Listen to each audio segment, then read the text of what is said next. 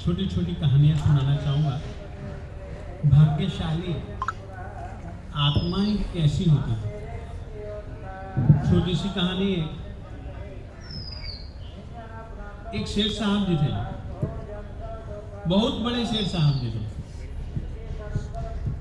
करोड़ों की संपत्ति थी। संपत्ति घर में रखने का स्थान नहीं था, तो उन्होंने खड्डे खोद करके संपत्ति को गाड़ दिया था। जब कभी भी जरूरत पड़ेगी तब निकाल लेंगे। आदमी ऐसी गलती करता है। शेर साहब ने भी ऐसी गलती की और जरूरत पड़ी तो उन्होंने गड्ढे खोदे, और जब गड्ढे खोदे तो नीचे से कुछ जो अशर्फियां रखी थी, अशर्फियां नहीं मिली, काले कोयले मिले। शेर साहब जी ने खुदने रखी थी अशर्फियां, निकले काले कोयले। चलो, कोयले को उसने अपनी हवेली में रख लिया। अपने भाग्य का रोना रोता है कि अरे यार, मैंने खुदने रखी थी अशर्फियां, मैंने खुदने निकाले ये कोयले, ये भाग्य का खेल है। और याद रखिए, कभी कभी कोई ऐसा भी होता है जो भाग्य के खेलों को बदल देता है। उसी घर एक गुरुजी के साथ में एक छोटा चेला आया। छोटा चेला यानी बालमुनि। बालमुनि का नाम था सोमचंद्र। सोमचंद्र मुनि ने अपने गुरुजी को कहा, गुरुजी महाराज, बड़ा आश्चर्य है, आज तक तो यही देखा था सोने की अशर्फियां हमेशा आदमी तिजोरी में रखता है, परंतु ये सेठ कैसा बुद्धू आदमी है जिसने अशर्फियों को बिल्कुल खुले रखा है।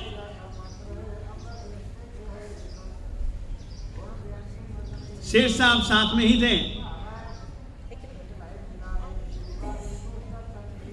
शेर साहब भले गरीब हो गए थे, परंतु ज्ञान कभी भी बूढ़ा नहीं होता है। तन जीर्ण हो सकता है, ज्ञान जीर्ण नहीं होता है। और सेठ ने जैसे ही छोटे से मुनि सोमचंद्र जी के मुंह से ये बात सुनी, महाराज ये कैसा बुद्धू सेठ है, जिस चीज को तिजोरियों में रखना चाहिए उसको यूं खुला रखा है। जैसे ही शेर साहब जी ने ये बात सुनी, उसने उस मुनि जी को, जो बाल मुनि थे, उठाया और उस कोयले के ढेर के ऊपर रख दिया। जैसे ही कोयले के ढेर पर रखा तो कोयले का ढेर बदल गया। कोयले का ढेर वापस सोने की अशर्फियों के रूप में बदल गया।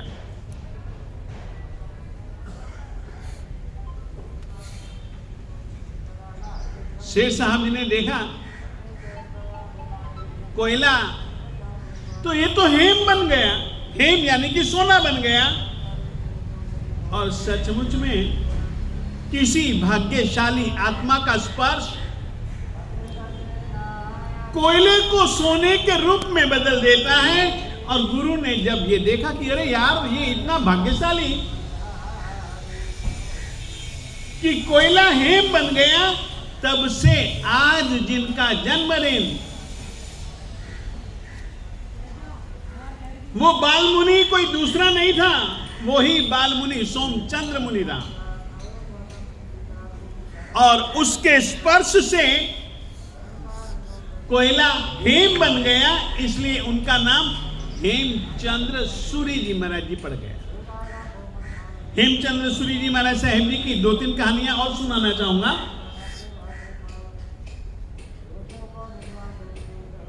हेमचंद्र सूरी जी महाराज साहब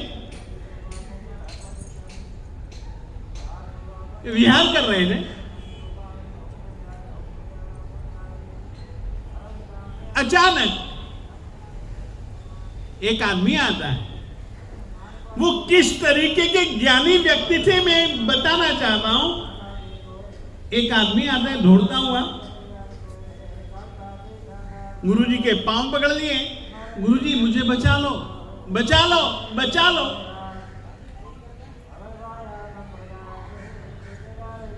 गुरुजी ने उसकी ओर देखा, उसके भाग्य को पढ़ लिया।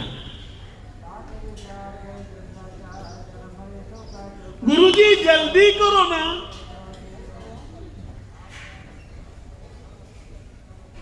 आप पल पल बिता रहे हो और पल पल मेरी मौत मेरे नजदीक आ रही है। गुरुजी ने समय की गंभीरता को समझा, आंख उठा करके देखा, घोड़ों की टप टप टप टप टप टप टप टप टप टप की आवाज को सुना। गुरुजी ने कहा चिंता मत कर, चल। पास में खड्डे थे और खड्डे के बाहर कांटों की झाड़ियां थी। गुरुजी ने कहा खड्डे में कूद जा। वो खड्डे में कूद गया और गुरुजी ने जो कांटों की झाड़ियां थी वो कांटों की झाड़ियां उसके ऊपर फेंक दी।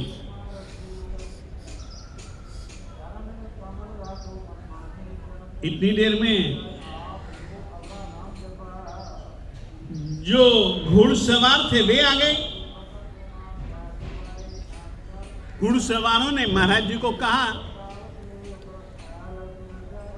कि महाराज हमने आपके नजदीक तक एक आदमी को देखा था, अभी अभी देखा, तुम बताओ वो आदमी किधर गया है, बाएं कि दाएं? अरे गुरुजी ने कहा तुमने देखा वो सही है,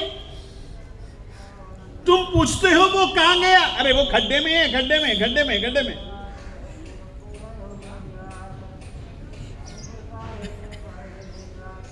खड्डे में तो कांटे ही कांटे। गुरुजी महाराज आज आप भी क्या मजाक कर रहे हो हमारे साथ? खड्डे में कांटों के नीचे क्या ऐसा भी कभी होता है? और वे लोग आगे चले गए। और उस समय जब वे चले गए तब कांटों को दूर किया और कांटों को दूर करने के बाद आवाज दी कुमारपाल। कुमारपाल बाहर आया। कुमारपाल से गुरुजी ने पूछा एक बात सच सच कहना। कुमारपाल ने हाथ जोड़े और कहा गुरुजी पूछो, मैं यह जानना चाहता हूं। वे लोग आए, तूने देखा कि वो आ ही रहे, तभी तो तूने कहा कि पल पल नजदीक आती जा रही है मेरी मौत मेरे। गुरुजी बचा लो। तो मैंने तुझको जब खड्डे में उतरवाया, तेरे ऊपर कांटे डाले, वे लोग आए, उन्होंने मेरे से पूछा कि वो आदमी किधर गया, अभी तो तुम्हारे पास में खड़ा था। मैंने कहा खड्डे में। मैंने खड्डा दिखलाया, कांटे दिखलाए। कुमारपाल सच कहना, उस समय तेरे दिल में मेरे प्रति क्या भाव पैदा हुए? फिर से बचाना था जो उस व्यक्ति को पकड़ने के लिए आए थे उनसे। उस व्यक्ति ने शरणागति स्वीकारी, जिनका आज जन्मदिन है, ऐसे हेमचंद्र सूरी जी महाराज के। और शरणागति स्वीकारने के बाद गुरुजी ने कहा उतर जा तू खड्डे में, चिंता कर ही मत। कांटे भी डाल दिए। सच सच बता, मैंने उनको कहा कि खड्डे में, तब तेरे दिल में मेरे प्रति क्या भाव आए? उसने कहा गुरुजी महाराज, उस समय भी मैंने यही सोचा कि गुरुजी यह जो बतला रहे हैं ना उनको, ये भी मेरे हित में हो। सचमुच में गुरु के प्रति गुरु दिखता है अहित करता हुआ, परंतु यह विश्वास शिष्य के दिल में होना चाहिए कि गुरु मेरा कभी भी अहित नहीं कर सकता। गुरु भले दिखे कि मेरे ऊपर कांटे ही कांटे ये गुरुजी फेंकने, तब भी यही भरोसा गुरुजी महाराज कांटे नहीं, ये जो कांटे फेंक भी रहे हैं ना, इसके पीछे भी मेरा बचाव ही होगा। आज ऐसे गुरुजी महाराज जिसके एक गुरुजी थे, ऐसा राजा कुमार पाल, सचमुच में ये गुरु चेले की अद्भुत जोड़ी। जैसे गुरु ने बचाया, वैसे शिष्य ने भी अपने गुरु के प्रति बहुत बहुत बहुत बहुत अंतिम क्षण तक अपना कर्तव्य, अपना समर्पण निभाया। फिर से कहना चाहता हूं,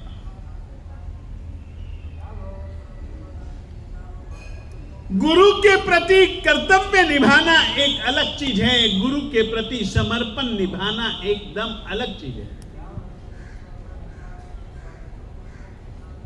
कुमार पाल का समर्पण गुरु हेमचंद्र सूरी जी के प्रति अद्भुत था, और गुरु हेमचंद्र जी का राजा कुमार पाल के प्रति स्नेह भी अद्भुत था। एक और कहानी सुनाना चाहूंगा, क्योंकि आज इनका जन्मदिन है। उनकी जिंदगी की सैकड़ों कहानियां हैं, आपको कहना चाहता हूं। अब क्या हुआ, एक बार हेमचंद्र सूरी जी महाराज साहब जी की माता का नाम था पाहिनी, और हेमचंद्र सूरी जी महाराज साहब जी का गृहस्थ पने का नाम था चांगदेव।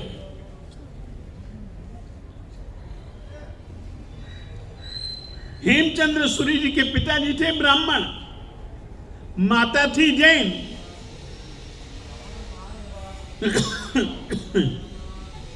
मामला ऐसा बना कि पाहिनी को पता लगा कि गुरुजी महाराज साहब जी आए हैं। आपको कहना चाहता हूं, जैन परंपरा में हेमचंद्र सूरी नाम सोने की तरह चमकता है। जैन परंपरा में जो आत्मा 4 घाती कर्मों को खपा देती है, उसको सर्वज्ञ कहा जाता है।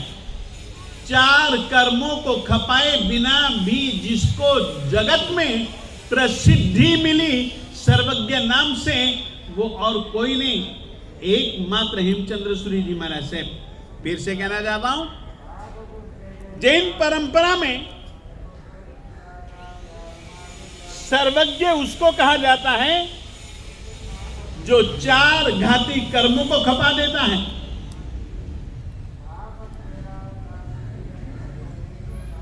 चार घाती कर्मों को खपाए बिना भी जिसको सर्वज्ञ इस नाम से प्रसिद्धि मिली, ऐसे गुरु का जन्मदिन आज के जन्मदिन। क्या हुआ कि पाहिनी को पता लगा गुरुजी आए हैं, तो उसने सोचा चलो गुरुजी के पास ही चलें। आज जो सपना देखा है वो गुरुजी को ही सुना देते हैं। तो वे सुना रही है सपना। गुरुजी जानना चाहते हो कि सपने का क्या फल होगा। गुरुजी ने कहा सपना क्या था। उसने कहा गुरुजी सपने में मैंने किसी को देखा तो नहीं, परंतु था सही कोई, और उसने मुझको चिंतामणि रत्न दे दिया। हेमचंद्र सूरी जी महाराज साहेब किस तरीके की आत्मा थे, आप इस कहानी से अनुमान लगा सकते हैं।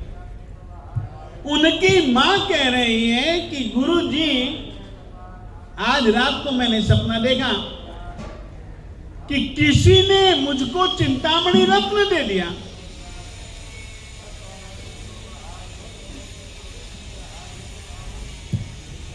मैं आई आपके पास और वो चिंतामणि रत्न मैंने आपको दे दिया। देने वाले ने मुझको दिया, मैंने आपको दिया। ये मामला क्या है?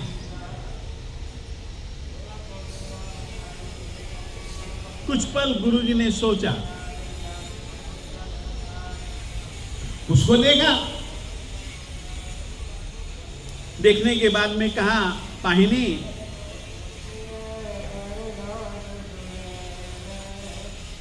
लगता है कि तू आज गर्भवती है, और गर्भ में जो जीव आया है वो सचमुच में एक चिंतामणि रत्न के समान अपने उजियारे से जगत को भर देगा।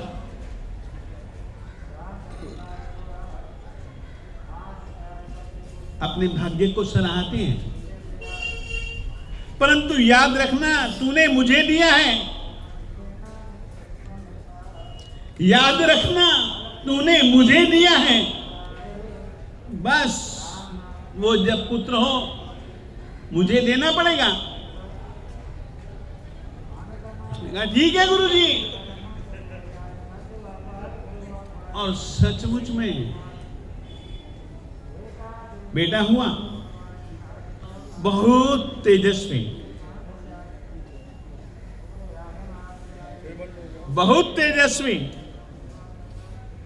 बहुत गुणवान, सुलक्षणों से संपन्न, भाग्य संपन्न। ठीक है, आप मानेंगे नहीं, सपने की बात याद रखते हुए जब ये लगभग बालक जिसका नाम चांगदेव रखा गया, चांगदेव लगभग 8 साल का होगा, और उस समय गुरु देवचंद्र सूरी जी महाराज साहब जी आए। सारे संघ के साथ में उसके घर गए और गुरु जी ने कहा पाहिनी अब हम चांगदेव को चाहते हैं। चांगदेव को लेने के लिए संघ के साथ में तेरे घर आया हूं। सोचिए गुरु जी स्वयं अन्य अनेक साधु साध्वी श्रावक श्राविकों के साथ लेने के लिए जिसके घर गए हों वो आदमी कितना भाग्यवान होगा। और सचमुच में पाहिनी ने थोड़ा सोचा, फिर अपना बेटा गुरुजी को बोहरा दिया। इस तरीके से बचपन से ही महान भाग्यशाली आत्मा इनकी जिंदगी की कई अद्भुत आश्चर्य उपजाए ऐसी कहानियां सचमुच में आज ऐसे कलिकाल सर्वज्ञ गुरु जी महाराज साहेब जी की जिंदगी और उनके जैसी श्रुत भक्ति, उनके जैसी शासन भक्ति अपन भी चाहेंगे पूर्णिमा के दिन बस हम भी ऐसे ज्ञान को पाएं, श्रुत को पाएं, गुरु के भक्त बने।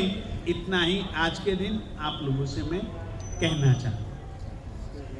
और चातुर्मास परिवर्तन सचमुच में जीवन परिवर्तन का कारण बनना चाहिए। आने के बाद मैंने कहा कीर्ति को, कीर्ति इस घर अपन आए हुए हैं, तो कीर्ति ने याद दिलाया, हाँ गुरुजी आए थे अपन लोग, जब संघ निकालना था तब भी आए थे, जब रूपनगर उपासना में चातुर्मास करना था तब भी यहीं से प्रवेश किया था।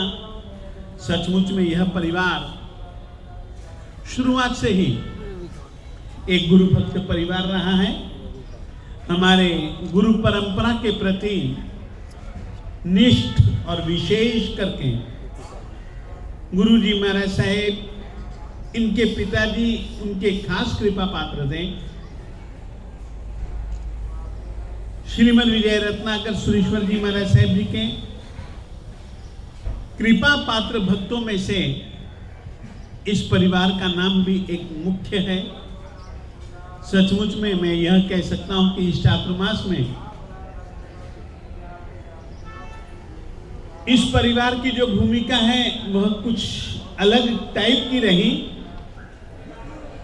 और चातुर्मास करवाने में इस व्यक्ति की भूमिका शुरुआत से ही, इसकी योग्यता, क्षमता और इसकी भावना को देखते हुए शुरुआत से ही इस आदमी को संयोजक, आप भी जानते हो संयोजक की क्या भूमिका होती है, और सचमुच में बहुत अच्छे ढंग से चातुर्मास संबंधी आयोजन का संयोजन भैया ने बहुत अच्छे ढंग से निभाया। ठीक है, और भी बहुत साथी थे, सभी जनों की हम सराहना करते हैं और कहना चाहते हैं कि यह चातुर्मास, आज चातुर्मास परिवर्तन, कभी आए थे विहार करते करते, अब जा भी रहे हैं विहार करते करते, परंतु सचमुच में यह हमारे लिए चातुर्मास का काल एक नए नए अनुभव, नई नई शिक्षाएं, नई नई बातें सीखने, जानने, समझने का यह एक अच्छा अवसर मिला। और इस चातुर्मास में आप लोगों ने जो सौहार्द, जो भक्ति भाव दिया, दिखलाया, वो सचमुच में सराहनीय है। आज श्री संघ की भी सराहना करता हूं। कल्पना नहीं थी, अभी तो संघ के निर्माण को साल भी नहीं हुआ, तो भी बहुत बहुत बहुत बहुत अच्छे कार्य किए हैं। बस यही चाहता हूं, इस संघ के लिए शुभकामनाएं हैं। चाहता हूं संघ संगठित होकर के रहे और संगठित होकर के जीने में, रहने में जो एक मजा है, वैसा मजा और किसी भी जगह नहीं है। अपने संघ के इष्ट गुरु विजय वल्लभ सुरेश्वर जी महाराज साहेब जी का एक नारा था, वे कहा करते थे, संघे शक्ति कलौ युगे। कलयुग में अगर शक्ति है तो वो संगठन में है, वो संगठन से है। और वे कहा करते थे, पांचों उंगलियां अलग अलग हैं, पांचों उंगलियों के नाप ताप सब अलग अलग हैं, काम अलग अलग हैं, अलग अलग रहेंगी तो शक्ति नहीं, मुट्ठी बन जाएगी तो डिशुम डिशुम करने में भी एक शक्ति आसानी से प्राप्त हो जाती है। सचमुच में संघ में संगठन हमारी शांति का आधार है। यह भी इस चातुर्मास में मैं कहना चाहूंगा। इस चातुर्मास को लेकर के ये संघ में इसकी एक विशेषता जरूर कहना चाहूंगा। बड़ होता है ना, बड़ इतना कैसे बड़ा हो जाता है? बड़ की जिंदगी में शुरुआत से ही संघर्ष लिखा होता है। टूटता नहीं है संघर्ष के सामने भी। हर संघर्ष को झेलने की ताकत बड़ के दिल में है, बड़ के दिमाग में है, बड़ की प्रकृति में है। सचमुच में तिल तिल करके बढ़ने वाला बड़ हमारा यह संघ भी शुरुआत से देखता हूं बहुत मेहनत करता है। जिस तरीके से बहन ने कहा संघर्ष और हर्ष, सचमुच में दोनों चीजें हमने इस संघ में यहां पर देखी और सचमुच में हर तरीके के संघर्ष में हमारा यह संघ अडोल अकंप रहा। यह ही एक निशानी है हमारे संघ के भविष्य की, हमारा इस संघ के भविष्य की, उसकी मजबूती का आधार संघर्षों में भी खड़े रहना है। बस यही शुभकामनाएं हैं। मिलजुल करके अपन आगे बढ़ेंगे, आगे बढ़ेंगे, आगे बढ़ेंगे, खूब आराधना करेंगे, करवाएंगे, आगे ही आगे बढ़ते जाएंगे। मंजिल हमारी भले दूर हो, कदम तब तक न रुकेंगे जब तक कि मंजिल को हम कदमों से छू न लेंगे। इतना ही भैया आज के दिन मैं कहना चाहता हूँ। मैं अभी पवन अंकल बड़ौद से उन्हें